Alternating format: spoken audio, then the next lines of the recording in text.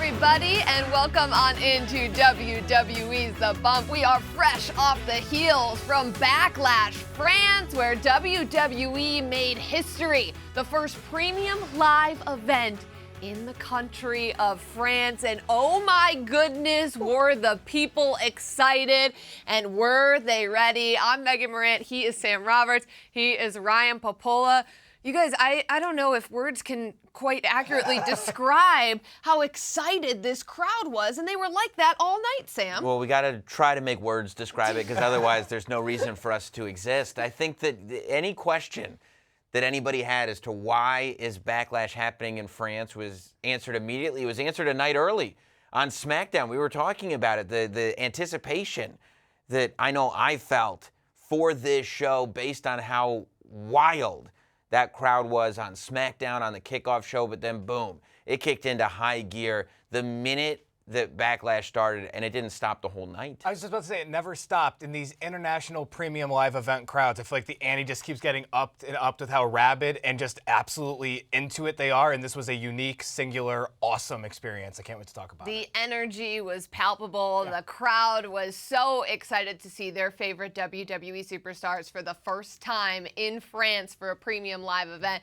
We have to start with our main event at Backlash. The undisputed WWE champion, Cody Rhodes, defended his title for the first time against the phenomenal one, AJ Styles. We saw on Friday Night SmackDown the tension rising between these two WWE superstars and the straight-up disrespect from AJ Styles, but Cody able to keep this dream alive, not turn it into a nightmare, Sam. He walks out of Lyon, France as your champion. Yeah, there was something really cool just about the very beginning, seeing Cody walk in with the title around his waist, in his gear and everything, and going like, this is real. This is the WWE undisputed champion. It's not a dream. It's not something that we thought of. This is real life, and it's happening. You know, I talked about it on the countdown to Backlash, that AJ Styles had gone in from a very selfish perspective, and I say that in a good way. Yeah. I mean, AJ Styles had the right motivation, but Cody Rhodes, I guess, is champion for a reason, and France let him know that they approved of him being the champion. Well, you talk about when Cody entered the LDLC arena. I want to go back to that moment that the fans in France got to see the champion enter the building. The following contest is scheduled for one fall, and it is for the undisputed WWE Championship!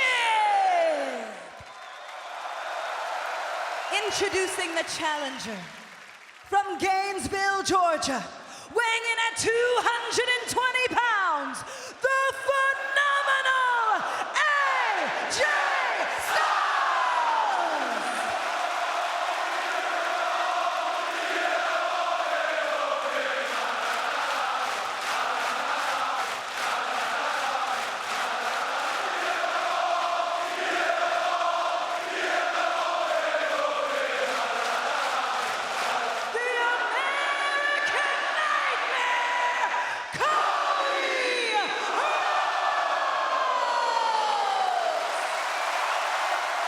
The camera is shaking. The fans are on their feet. Oh my goodness, what a sight it was in Lyon, France. And WWE, as I mentioned off the top, made history. This was the largest gate of any arena show in WWE history, and this is what they came for, to see Cody Rhodes defend his title for the first time against the phenomenal one. I want to dive a little bit deeper on into the match. We mentioned the disrespect we saw from AJ Styles, and Ryan, he was motivated to take this title off of Cody and turn his dream into a nightmare. Oh, totally. I think what we saw on Friday absolutely led into AJ having a very specific mindset going into this that was already there in the lead up. This was a battle of attrition, and I think that AJ really was meticulous working on the arm of Cody, and I think really in a big part of the match, AJ was in firm control, but to the point of the dream and the story and everything we've talked about with Cody, there was a lot to battle back from. This included, Sam, and I'll be honest, from this point forward, it's the hardest part of the ring. Yeah, from this point forward, I think it was really an uphill battle for Cody, one that he figured out and cracked the code on, but AJ came ready. He cracked the Cody on it. That's what he did. That's what Cody Rhodes does every time. That's why he's the champion. I think Cody Rhodes has historically, since we've seen him for the last 3 years at least in WWE, he fights well from beneath. When his back is up against the wall, he gets real, real dangerous. And we saw that in Lyon, France. I mean, you know, he talk about fighting from beneath, was at the absolute beneath position to win this championship. It took him a couple of tries to get the job done, and he got it done. Cody said at the press conference that everything was on the line in this match. And I think this is what happened. You know, Cody Rhodes is a very respectful guy. Cody Rhodes has his manners. He's a well-raised Georgia boy. But ultimately, when he knows that everything is on the line, he's going to show you why he's in the position that he's in and why, again, like he was saying at the press conference, he's the man right now. It's hard to believe with everything that both of these superstars have accomplished that the two had never gone one-on-one in the ring. We heard Cody Rhodes at the press conference discussing how much respect he has for AJ Styles, and obviously that has been elevated since this matchup against him. Cody did walk away with the victory, but AJ just proving himself time and time again. It's been 6 years since he wore the WWE Championship here in WWE. So he is motivated to prove that age is just a number, and he's still at the top of his game. He was sensitive about it, though. Yes. I mean, Cody started, he didn't even say it on SmackDown, and AJ cut him off before he had the opportunity. I think when you look at what AJ has done, but more importantly, what AJ is doing, because I think, you know, age is this, age is that. What AJ Styles, I think, wants people to realize is, don't worry about what I've done. Worry about what I'm doing now. And you were right, Ryan, about AJ being disrespectful on his way here, and you pointed it out too, Megan. I mean, AJ was so disrespectful that Cody Rhodes had to two-sweep Michael Cole at the kickoff, and nobody wants to two-sweep Michael Cole in front of that many people. But somebody couldn't leave him hanging. However, as disrespectful as AJ Styles was, he is so good that it did not stop the people in Lyon cheering for him, the people in Lyon having camera-shakingly huge reactions to him, setting off noise alerts in the building. I mean, singing about the fact that AJ Styles was phenomenal every 45 seconds in that match. Seemingly. And then AJ busted out with a lot of things we haven't seen in a while. We hit the 450. We saw the Burning Hammer. What's interesting about the Burning Hammer is that ultimately that was kind of where Cody found just a different gear completely, and I think things kind of turned from there. But I think both superstars, Megan, really brought out, it sounds cliche, but really brought out the best in one another, and I think all of that kicked off on Friday and really just exploded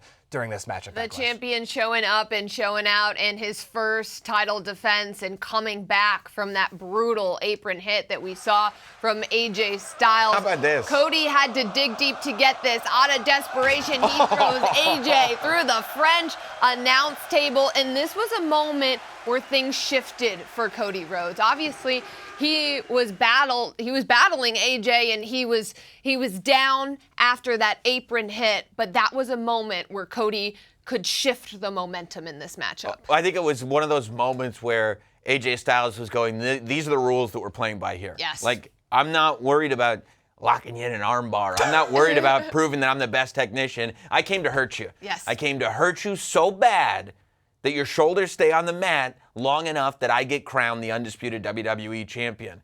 I think sometimes something clicks in people when they realize, oh, these are the rules that we're playing by. Oh, this is the threat that I'm looking at. And Cody Rhodes responded immediately by doing what you just saw. You have to be adaptable to be WWE champion, right? I think on the road to becoming WWE champion, that's what we saw from Cody, and he had to do it tonight, to Sam's point. And Cody was just, I mean, this meant everything to him. We heard him say it in the press conference. It's one thing to get the title. It's another thing to keep the title. Cody wants to be a fighting champion. And he had a tough battle here with AJ Styles. Well scouted, too. Well scouted. I mean, that is what I saw with AJ having a response to everything Cody was doing. You see there Cody having a response to everything AJ is doing. And you get to a point in the match where, as a fan, I'm watching, and it feels like these guys are just figuring out what is it going to take to stop it. And I think Cody was hopeful that a Super Cody Cutter would do the trick. Super Cody Cutters. It's tough to come back from anything quite that big. And I mean, you can see it all over his face. He realized, yes. like, I just just hit pulled a that super. off. Yeah. I finally gained control of this thing. That was that glimmer of hope in Cody's eyes. I think I might have survived the phenomenal one. Yeah. what did Cody Rhodes prove today, Ryan? I think that this championship reign that was so much about the build-up where it was, right? This would have been, we talked a little bit about it during Backlash, like this would have been catastrophic if Cody Rhodes lost tonight, you know? Like think about that journey to WrestleMania 40 and then one televised title defense and it's over. There was no doubt in Cody Rhodes' mind that he's going to have a very, very long reign as undisputed WWE champion. But if there was doubt in anyone's mind, superstars in the back, fans, that doubt is gone. This was incredible, an amazing match and an amazing win. Did you learn anything about Cody tonight? Well, what we learned collectively is factually, it's not a flash in the pan situation. That Cody is not defined by the story. It almost became a meme, Yeah. right? It was all you heard about. He's was sick finishing of the talking story. about it. He didn't want to talk about it No. anymore, and I don't blame him. And after tonight, we're not talking about it anymore. That is a thing that happened. That's in the history book for Cody Rhodes. But right now, what does WWE look like with Cody Rhodes as the undisputed WWE champion? The question is Cody the face of this new era of WWE? And it's kind of tough to argue that he isn't after that. Well, the new face of the WWE Women's Tag Team Division Yes. is Bianca Belair and Jade Cargill walking Yes. out of Lyon, France as your new champions. They dethroned the Kabuki Warriors, who held the title since January. And you guys, this is another hard-fought battle, but I'm just so impressed by the chemistry between Jade Cargill and Bianca Belair. They've been referred to as a dream team, but they've been able to get on the same page so quickly. I think Bianca Belair is a perfect partner for somebody like Jade Cargill. Jade Cargill comes to the WWE with this world of hype. Everybody's talking about what this person is capable of. Well, Bianca Belair is capable of anything. Yes. The EST of the WWE. She's made a career out of doing things that you wouldn't think humanly possible. So what is the standard that Jade Cargill has to rise to? Bianca Belair. Greatness brings out greatness. A rising tide makes ships sail higher, I think is how people say it. And that is what you've got with Bianca Belair and Jade Cargill. Yeah, I mean, incredible tandem offense already off rip to your point. They got the picture. They got the They picture. got the picture. Point picture It's that official. makes it official, quite possibly the biggest I see what he did. storm to ever hit the division. Congratulations, Bianca Belair and Jade Cargill, your new WWE Tag Team Champions. Man, that's what you work for in WWE. The Get picture? a picture with the Chief Content Officer, Triple H. Ryan, you started to talk about just the way that these two operate together. And I didn't mean to cut you off, but we had to get to this picture. The picture. I don't know if you saw the picture. That's literally why you do it. I mean, that's the symbol of becoming new champion. Yeah, no, Sam, to your point, and Megan, you touched on it as well. They're already a well-oiled machine, right? Like incredible tandem offense. And then also what I like about what Bianca is able to do for Jade is like, we're just beginning to scratch the surface on what Jade's offensive arsenal really looks like. And I feel like Bianca, especially, you know, in this tandem together, is really able to open up Jade to show some of that stuff off. They're going to be really, really tough to beat. They've been referred to as superhero-like, the dream team, along with Naomi. And they that's were just in known your diary. As the big three. Please, Sam, we like to keep those conversations off air. But Sorry. Jade Cargill showing off some of the strength and athleticism. Look at that. I mean, that moment right there, right? You'd think she's missed the double clothesline, but no. She knocked one out with a clothesline, the other out with a boot. Jade Cargill is always there, ready to put you back down on the ground. And Bianca Belair as well. I mean, the KOD to end things to get the victory over the Kabuki Warriors, who we have to give the Kabuki Warriors their flowers here a little bit. Huge. Holding on to the titles since January, dealing with everything they dealt with Bayley and Damage Control. And look at Jade Cargill showing off the athleticism. This is not an easy team to defeat, but when you have strength like that, she makes it look easy, Sam. Well, but that's what they had to do. They had to do these things that we don't understand. Like if you invent what this match might look like at the end, when I'm playing with my action figures, Which you I wouldn't do have all even the time. thought. Well, only in the tub. I wouldn't have even thought to come up with this ending. I mean, because it's like this could never happen in real life, and we see it happen in real life. But Megan, you're 100% right. This is the kind of thing that you have to do to the Kabuki Warriors. every time Jade Cargill and Bianca Belair stepped up, and every time Jade Cargill tried to control the match, it seemed like the Kabuki Warriors just weren't letting them have anything. They had to put them down to a position where they simply could not get back up again. Well, the WWE Universe, not only in Lyon, France, but on social media, reacting. Bianca Belair and Jade Cargill are literally a super team. Sam, I didn't tweet that, but I totally That's your burner, dude. agree. Jade and Bianca might end up being the best women's tag team of all time. Now they are your champion. I do think that is a possibility. They do have the potential. Hard to argue. To do that. What's going to be so fascinating about them, and like even just the ending of the match showed it. It's like you're going to see an incredible feat of strength from one of them, and then 30 seconds later, you're very likely to see an even more incredible feat of strength from the other. This is what I'm talking about. Yeah. That anything you can do, I can do better is a mentality that sometimes it can destroy teams, but other times it can bring teams to a level that we haven't seen them. And that's what you've got with Bianca Belair and Jade Cargill, two women that are defining greatness and that are making each other better with every move that the opposite makes. Well, if you're one of the tag teams sitting at home watching this, what is your impression just watching those two, Ryan? I don't think you're feeling amazing. No, like, no. like no one, they're probably not going to verbalize that. But yeah, to your point, these are the Kabuki Warriors. They are one of the greatest women's tag teams we've ever had. And, ultimately, they were not 3 seconds better than Jade and Bianca. So it's a temperature changer for sure. Sticking with the women's division, we have to talk about the role model Bayley, who had her first WWE women's title defense. Well, her first one that wasn't interrupted, that is. And it was in a triple threat match against Naomi and Tiffany Stratton, who was bound, dead, and determined to make sure that France was operating on Tiffy time. Tiffy time. I loved it. You gotta do it with the accent. Tiffy time. That's perfect. That's Tiffy perfect. time, Tiffy time. But it was the relationship between Bayley and Naomi that ultimately allowed Bayley to prevail in the end, Ryan. Yeah, absolutely. First of all, breakneck pace in this one. Yeah. Just never stopped. An incredible match. And we saw the sign of respect between Bayley and Naomi afterwards. Tiffany Stratton made this very tough all night for both of them.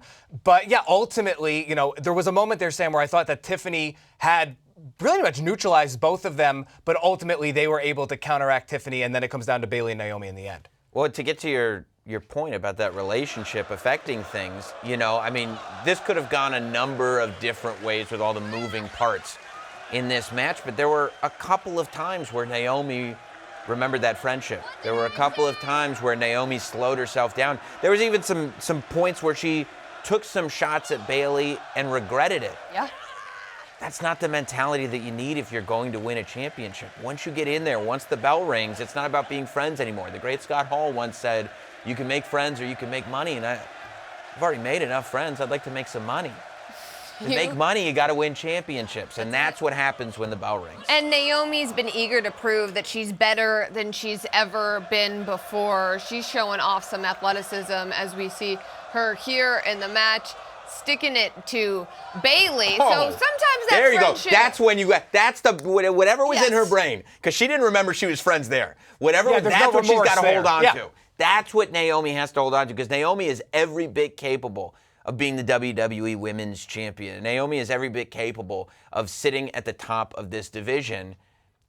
She's got to leave her feelings out of it. At the Backlash kickoff event, we heard Tiffany Stratton call out Bayley and say, look, you've been doing this for 14 years. I've been doing this for 3 years, and I'm already going toe-to-toe with the champion. But it was that confidence, that arrogance, if you will, that got in the way on a few occasions for Tiffany Stratton. She had Naomi out of the picture, Bayley in the ring, yet she's gloating to the crowd, pointing at her wrist, reminding everyone it is Tiffy time. And in those moments, Ryan, Bayley was able to capitalize and get herself back into the match. Yeah, I mean, listen, there are just going to be some elements of inexperience when it comes to Tiffany Stratton, right? Now, listen, if she was here right now, I don't know if she would agree with us saying that. I think she'd say You wouldn't say it if she was here. Well, I mean, she's not here, Sam. We'll never. It's an untestable theory, like but you don't know this. But yeah, I mean, I don't think that Tiffany Stratton would agree with us, but I do just think if you look at how the match unfolded, Bayley and Naomi end up. Yeah, well, I mean, that's the thing. What a dominant performance by Tiffany Stratton, right?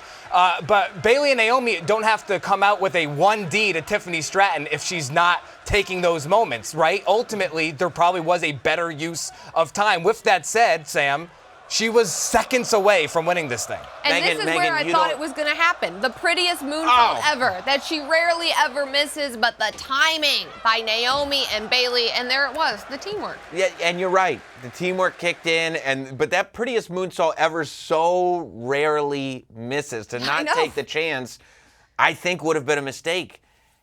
It's intoxicating, I'm sure, when the crowd is chanting your name. It's intoxicating when you get to that kickoff press event and they're all chanting Tiffy time and you realize like so quickly you've ascended to this rare air where a lot of people never get to feel it. I mean, Megan, you couldn't understand how intoxicating it would be to walk into a room full of people that appreciated you. But for Tiffany, it's hard to just turn that off. You know what I mean?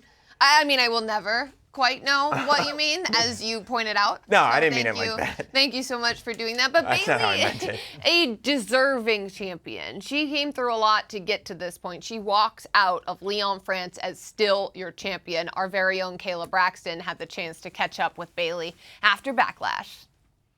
Bayley, congratulations. You were still holding on to your gold Sorry, I didn't know if I'm allowed to touch it there.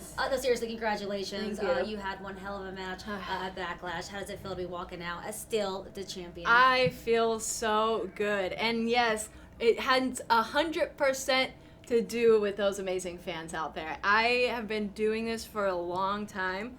Woo!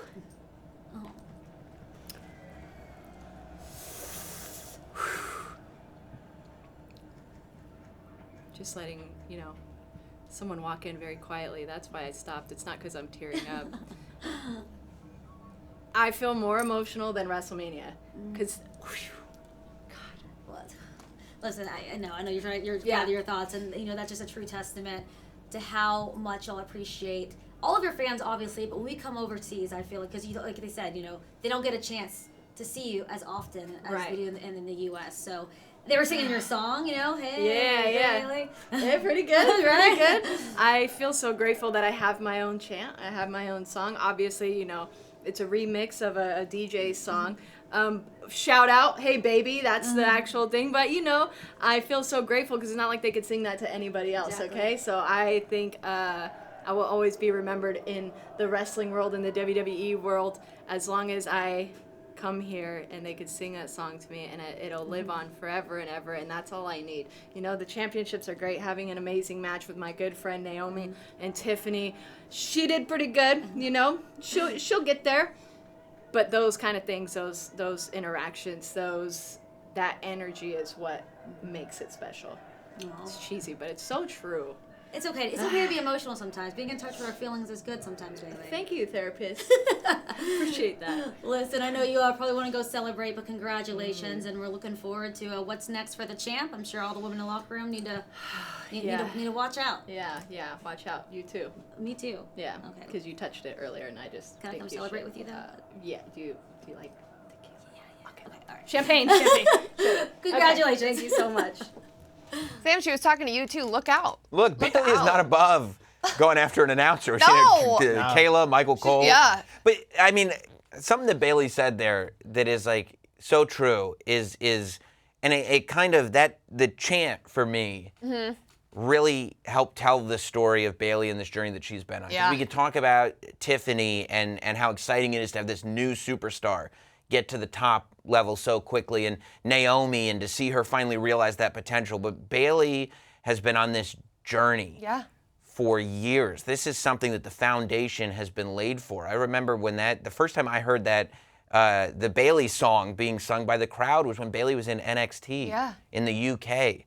And to see that song follow Bayley and to really put into perspective how far she's come. Yeah. It's not surprising for her to see her get emotional because everything that she's got, she's worked for. She's earned every step. Well, and not only that, Sam, but she's elevated the entire women's division I would agree. along with her as she's done this. And you mentioned seeing Bayley in NXT and that chant and where it originated.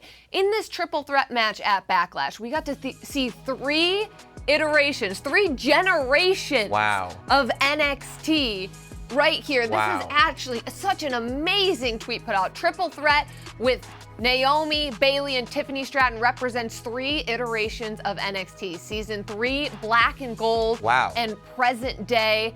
Thank you so much for pointing this out, James, because this is just illustrates perfectly how much these women have done for the women's division and how much they continue to do. What Bayley and Naomi have done so that we can see a Tiffany Stratton is on full display in this matchup. And I love Bayley even admitting that she's more emotional than she was at WrestleMania, because Ryan, I feel like this may be a moment hearing that crowd where it really sinks in with Bayley. Wow.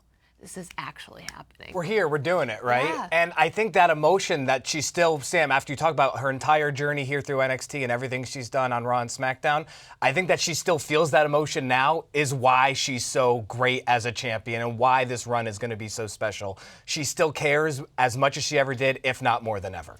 That tweet is amazing, though, because it's also about when you look at those 3 eras of NXT, they're so completely different. Yeah. They're completely distinct. Naomi went through NXT when it was a half reality show, half game show, weird hybrid thing. And Bayley was part of that original 4 horsewomen when we were seeing a real revolution happen. And Tiffany is part of the NIL program where we're seeing these elite level athletes perform at levels that we haven't seen them perform at in a squared circle. And to see those kind of 3 tiers come together and realize that this is all evolving into one huge thing is a really, really cool thing, especially for Bayley to be at the top of. And Bayley's looking to establish dominance as your WWE Women's Champion. You feel like she did that, Sam? Yeah. Yeah. No doubt. I mean, look at the opponents that she had tonight. Look at the fact that she had no champion's advantage going in. Tonight, no doubt. Going forward, there's going to be a lot of questions. There's going to be a lot of challengers. But right now, she can take a breath and enjoy the flight home from France. The World Heavyweight title was on the line at Backlash France as Damian Priest defended his title against main event Jey Uso. Jey Uso looking to earn his first singles title in WWE, but wasn't able to get the job done because Damian Priest is still your World Heavyweight champion. There were a lot of questions heading into this matchup about Damian Priest and the troubles that have been going on with the Bloodline, but then we saw Jey pick up some momentum on Monday Night Raw. I'm sorry, I said the Bloodline. I meant the Judgment Day. The Bloodline and the Judgment Day, a lot of moving parts, a lot of dominance in WWE, but there were some cracks within the Judgment Day, and we saw that get into Damian Priest just a little bit. Jey was able to pick up the victory on Monday Night Raw, but the Judgment Day was there today, much to the chagrin of Damian Priest. They did, however, help him out, Ryan. I'm a little worried about the Judgment Day, Megan. You are. Listen, we've talked about the Judgment Day for a long time, and I've always given the Judgment Day, literally, anytime we talk about them, a lot of credit for no matter how bad it has appeared to us as the audience, they've always been able to rebuild. I don't want to bury the lead. Damian Priest is still World Heavyweight Champion, but he looked so less than thrilled that Finn and JD were out there that by the end of this thing, Sam, there's literal shoves. Don't call me a sham. You are. I mean, Thank you, Megan. Sam, there were shoves, and that was cool alliteration. Look, Damian Priest wears his heart on his sleeve. That's the thing about the Judgment Days. We have seen the drama unfold very publicly. They are a group that lets us in. However, Damian Priest walked out with the title. We were having this conversation on Raw Talk, Megan, that the numbers game was what it was going to be all about. Yes. That Jey Uso, one of the most popular superstars on the entire Raw roster, has still not figured out how to make a friend that will have his back. And who knows that that's because of his past, whatever it is, he always finds himself in a position that he's alone. And when he's alone, he gets taken advantage of, and that's what happened with JD McDonough and Finn Balor at ringside, allowing Damian Priest to hold up that championship. But what we see here is Damian Priest, he's laying on the law. Well, look, there needs to be leadership Of course. in any group.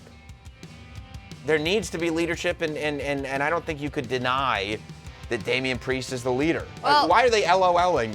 Well, Lauren Judgment Day, says, that's not LOL, cool. Judgment Day falling apart. Where is R-Truth? He could be that leader. When you need him. R-Truth joining your faction is like breaking a mirror. It's 7 years of bad luck. I think that may be what's happened to the Judgment Day. Well, see, Retro in post. I see what you're saying. See? you've said many times that Dominic Mysterio is the leader. I mean, I didn't really see him, but I want to. Well, maybe if Dom had been there, things would have gone differently. That's right. Somebody should have sent him a plane ticket. I would like to continue talking about Damian Priest because we have noticed a different demeanor in this World Heavyweight Champion version of Damian Priest. I noticed it when he was in this very studio on the bump with us. He wants to do this on his own. Yeah. He wants to have these title defenses without any Judgment Day interference. It did help him, Sam, but he's not pleased with what happened in this moment. And here was a moment where Damian Priest showing off his dominance against an opponent like Jey Uso, who has been hotter than almost any WWE superstar since the beginning of 2024. Did Damian Priest show you that he's capable of doing this on his own? Damian Priest just needs to be capable of retaining a championship. Okay. And that's what he showed me that he was capable of doing. Yeah. I mean, he wasn't on his own. No, he wasn't. He So wants could he have to done be. it on his own? Probably. I think so. But I mean, I wasn't. won't know until he does it on his own, I suppose. And I'm sure Jey Uso will have an argument for that. And you're right. I mean, Jey Uso is on fire right now. The entrance that Jey Uso made at Backlash was incredible. He was ready. Jey Uso knew that the Judgment Day would be there, but it's still, the numbers are too much. I think more than Damian Priest wanting to be able to defend this title on his own, he wants to be listened to. Yeah. Whether it was effective or not, whether the plan worked or it didn't work, it wasn't his plan. And when you consider yourself the leader of a group and the people in your group are not following instruction, you've got some issues. Yeah, I think to your point, Damian Priest certainly in his own mind believes he can do things on his own, and he was confident before becoming World Heavyweight Champion. I think that confidence has only grown exponentially, which is why I think there's going to be this very interesting push and pull now that if this does keep happening, where JD, Finn, possibly, no offense, Dom, get involved, and he's asking them not to careful. be. Yeah, well, no, I don't want. Yeah, number one overall pick in Mach 1.0, by the way. Should have been. Yeah, In real life. I can't answer your question, right? We don't know. I think so. I'm sure he firmly believes so. I think there within lies the problem if this keeps happening. There's no reason to doubt that Damian Priest can do this. We've 100%. seen what he's capable of. I mean, he is the WWE World Heavyweight Champion. Yeah. That didn't happen by mistake, but I'm sure it's getting to him. You know, even on the countdown to Backlash, they were citing the fact that CM Punk was involved. CM Punk's looking for fruit baskets. Right. And it's like, mean- when does Damian Priest get the credit that Damian Priest deserves? I think the Judgment Day will be fine. What the Judgment Day needs to do is focus on, honestly, making this the Damian Priest show right now. He's the one with the championship. Well, Jey Uso. Damian Priest and Dominic show, maybe, but go ahead. Well, Jey Uso has been red hot, and Leon France was so excited to see main event Jey. People were yeeting all over the place in the brand new LDLC arena during Jey Uso's entrance. It's just me. Okay. Day one, it's just me. Day one, it's just me. Okay. Day one, it's just a lot of motherfuckers knock down like this.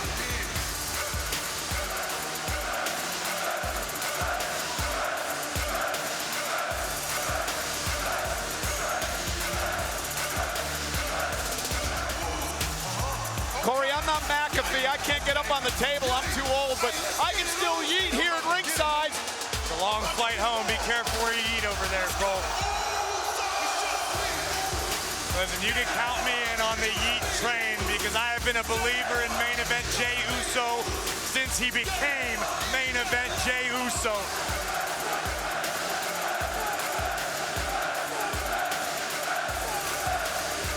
I'm gonna be in vertigo, Cole. My God, I've never felt anything like this.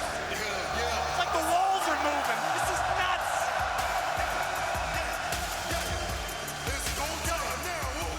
You know, I thought that our yeeting, Sam, on on Raw Talk the other day was uncoordinated, but then I saw Michael Cole's and I said, we might be all right. What has Pat McAfee done to Michael Cole? This was the voice of the WWE. Now he's got dad energy. I don't understand it. But you embarrassed?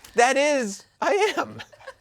That is the infectious nature that Jey Uso has. It's contagious. I wouldn't think, how can I criticize Michael Cole? I was doing it. They caught us. They did. You can't help yourself. There is something about Jey Uso that is so genuine and so true. And we were talking about Bayley's journey, but the ride that we've been on with Jey Uso, watching him accomplish everything that he's accomplished, it's an incredible thing to experience that as a fan. I don't think people will ever stop believing in Jey Uso. I think it's only going to grow exponentially. It didn't happen tonight. We're going to see singles gold around the waist of Jey Uso. I believe that. How about you, Ryan? When you hear that music and when you see He Jey eats. Uso, do you want to just get up and eat? He eats. He does. I do it all the does. time. Don't do it now. But yeah, to your point, Jey must be frustrated. This just keeps happening. He's losing championship matches through no fault of his own. There's so much other stuff going on. Wow. But the connection with the WWE Universe is going to persist through that. There were so many moments. That entrance was incredible. It's one of the all-time greatest entrances. Triple H Yeah. said one of the best moments. Yeah, I mean, I pointed as his favorite. I mean, so that connection is just only going to keep growing and growing and growing. I really feel for Jey, because imagine the celebration that would happen if he's able to seal the deal in one of these title matches, what that crowd would erupt like. But ultimately, we will get there. It's a bummer, though. This was not. There's just so much going on in all of these title matches. Very rarely does it have anything to do with Jey Uso losing on his own merits. Jey Uso not able to celebrate a victory in France, but Damian Priest was able to, and he is backstage with Byron Saxton. Damian Priest, it goes without saying that tonight was a huge night for you. Your first televised World Heavyweight Championship title defense. You successfully defeat Jey Uso. Was that moment everything you thought it would be? It's exactly what I thought it would be. I'm still champion, and I did it in front of a rocking France crowd. That was awesome. I would be remiss if I didn't ask about what happened after the match. Between yourself and your fellow Judgment Day members, Finn Balor and JD McDonough, can you shed some light on the dissension we saw? Byron, that's Judgment Day business. I'd rather talk about the fact that I still am the World Heavyweight Champion. I'm still El Campeón. I beat main event Jey Uso. Let's talk about that, because that will live forever. Thank you, Damian. El Campeón laying down the law, refusing to talk about Judgment Day business, but I think there's some more there. Yeah, there might be, but he's right. It's not the headline. No. We're burying the lead. Sure. The headline is that he feels awesome. Why? Because he's the World Heavyweight Champion. And you say Jey Uso didn't lose on his own merits. That's taking the victory away from El Campeón. You always do this, He Sam. lost on his own merits. You always People do this. lose matches sometimes, You and it's always do this. okay. Jey needs to go back to the drawing board, figure out the mistakes that he won. Ultimately, Jey lost the match because he made some mistakes. He's not going to keep making mistakes. We only see him get better and better and better. El Campeón, Damian Priest, won the championship match because he deserved to win the championship match. That's what happened. All right, Sam. Listen, we're going to talk about the bloodline here in a second. Sam told us for a year and a half there was no issues in the bloodline. I mean, now he's telling us there's no issues in the Judgment Day. What does that have to do with anything? I need you two to stop bickering because we have saved the best for last. We have to talk about the bloodline because this new look bloodline of Solo Sikoa and Tama Tonga were in action tonight against the team of Randy Orton and Kevin Owens, RKO, who really have this budding chemistry that we saw evolve on SmackDown with the first ever iteration of the RKO show. But man, this one, it got started with a bang, and then SmackDown General Manager Nick Aldis came out and gave the people of France what they wanted. A street fight. Weapons were grabbed, and Ryan, when I didn't think the crowd could get any louder, they turned it up a notch. Totally. I mean, we couldn't have even imagined where this started, and it was just an absolute raucous brawl. But then, Sam, there was no way we could have anticipated where it ended. No, absolutely not. And that's kind of where we've been with the bloodline. Just when you think you've got them figured out like you, they turn the corner and they go in a different direction. Just when you think you know what inning we're in, we're not even playing the same sport anymore. It's incredible to watch this group evolve. But you're right about Nick Aldis coming out and letting the people know, okay, all right, if this is where you want to go, this is where you're going to go. And when you put these two teams in a street fight, you get things like that. A Bloodline member going through, what was that, 6 chairs? Via Brainbuster. And we knew this was going to be brutal. Fuse has been getting shorter and shorter every single week. Wow. But then This is what we didn't see coming. we did not. The Bloodline not only gets stronger and more dangerous, but Sam, there are new members added to the Bloodline. The Rock tried to tell you that family tree is huge. It is massive. Tonga Loa shows up at Backlash. Nobody saw it coming. Even the rumor mongers didn't see this one coming. Nope. He shows up and he lets everybody know that the Bloodline is stronger than ever. Again, it's amazing to watch the Bloodline because you'd think by now you'd know what the psychology is. You know there could be interference. You know somebody could pop up over here. Somebody could pop up over there. I think that Kevin Owens and Randy Orton made the mistake that other people have made in thinking, we got him beat. We got him figured out. We got him beat. And we got him vulnerable. And just when you think the Bloodline is vulnerable, that's when somebody new shows up and lets you know, no. We're stronger than ever.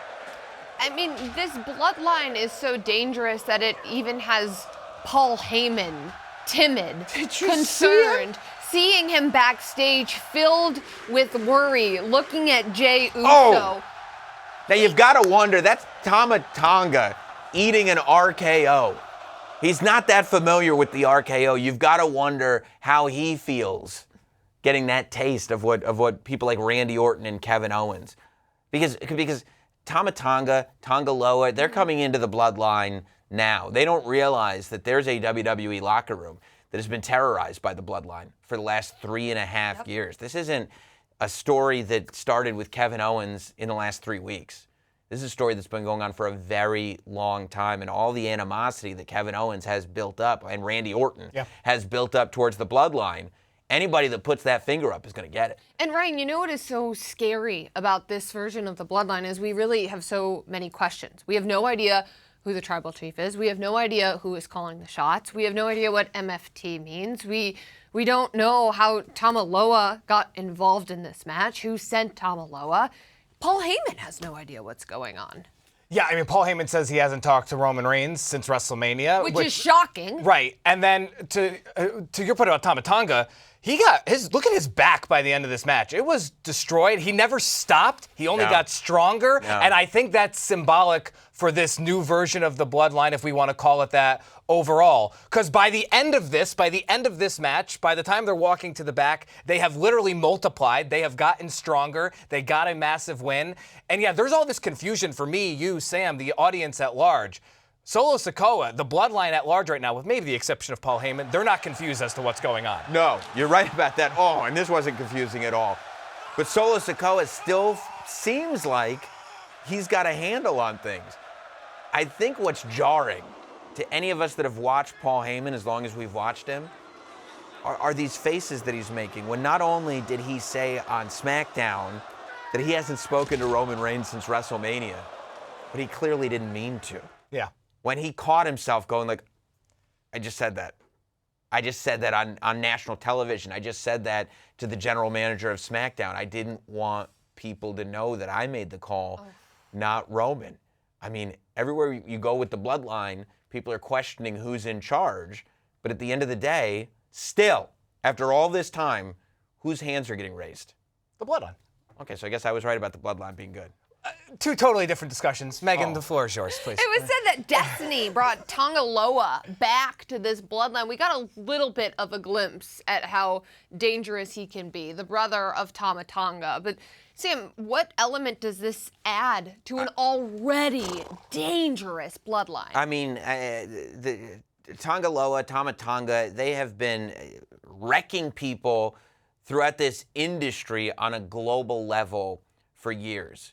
The WWE and the superstars within the WWE have no idea the amount of punishment that these two are capable of. I mean, do you see the eyes on Tama Tonga? They're dead, like a doll's eyes. This is an athlete that is almost beyond human in the sense that he seems to lack humanity. Look at this reaction from social media. Acknowledge the new bloodline. You better. What an image. You better. What an image. The Rogue Bloodline. Man, this is about to be fire. What do you guys think about that? Think about who they put down, Ryan. I was just about to say that. I would Hit literally. me, I mean, hit like, me. well, no, that's the point. Like, they just did this to two of the best of all time. You're talking like, about Kevin Owens and Randy Orton. exactly. Like, you know. A 14-time world champion Randy Orton. Yeah, Yes. I mean, more if you add Kevin Owens in there. So many title reigns overall. I mean, that's as good of a resume as you can have.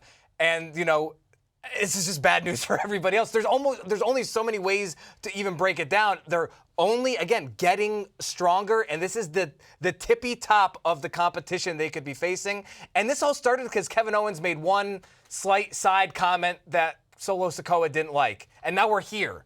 That's really, really scary if you're anyone else in the locker room. Well, on Friday Night SmackDown, Paul Heyman tried to convince Randy Orton and Kevin Owens to back out of this matchup against the Bloodline.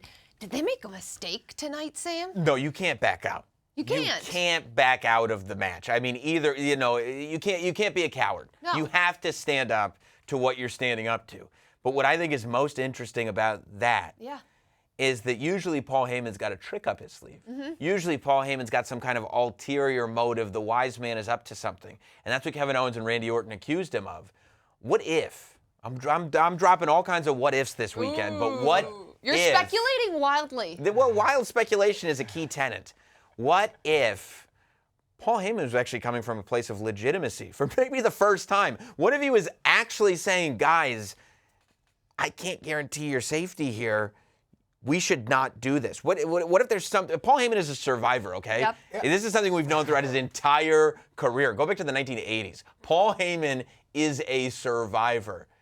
And he seems like he's looking at an organization that is so chaotic, he may be worried about that survival. We may have disagreed at points during this program, but I totally agree with you. Because if you watch Paul Heyman during this match, he almost always looked more concerned when the Bloodline was firmly in control than when they were on defense. He looked scared.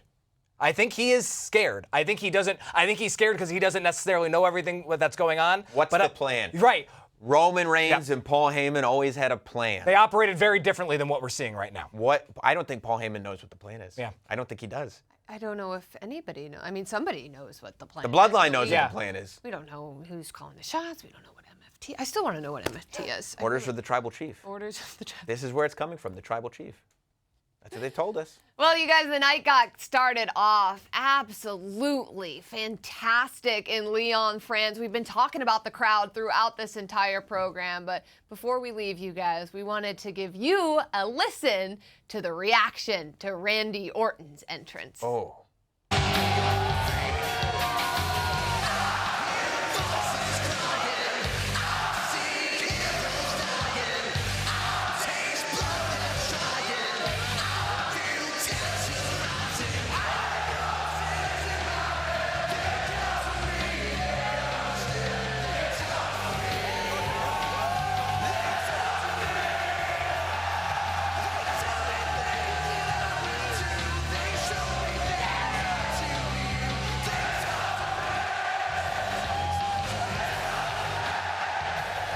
The best part about all of that is it was all of us as we heard Randy Orton's music as well. I was walking up and down these halls. Oh, we were singing it as harmonizing well. like crazy. It was sick. Yeah. But this crowd was fantastic. And this initiative for WWE to go global, I mean, we are seeing exactly why this needs to happen in WWE. Because the crowds, the people, for the first time ever, a premium live event in France. And Sam, they deserved it. Yeah, I mean, stateside, we got to pay attention to what's going on. We Yes. got to up our game. Yes, we do. You know, we're getting spoiled with the amount of shows that we have because go back and look at some of the stuff that we've played on the show. Go back and look at the reaction Cody Rhodes got when he entered. Go back and watch the cameras shake when AJ Styles and Cody are getting announced. You know why I bring that up? That was the last match of the night. What we just saw was the introduction of the first match of the night. We're not talking about a crowd that got hyped up for one match. We're not talking about a crowd that, you know, they were great when they started, they were great at the end. We're talking about a crowd that for the consistency of an entire premium live event didn't stop for a second. And a SmackDown. And the night before, there was no slowing down or quieting down this crowd. It was one of the best crowds that I've gotten to experience sitting back and listening to. The soundtrack that they provided for this show was unbelievable. I am being told by our producer right now that the crowd is still loud, raucous, and alive in Lyon, France, and we appreciate awesome. them all so much. But we're going to wrap it up here for this very special edition of WWE's The Bump post-Backlash. Thank you all so much for watching. Don't forget this Wednesday, 1 p.m. Eastern, we will be back to get you caught up with all things WWE. But until then, he's Ryan Popola. He is Sam Roberts. I'm Megan Morant. We'll see you next time.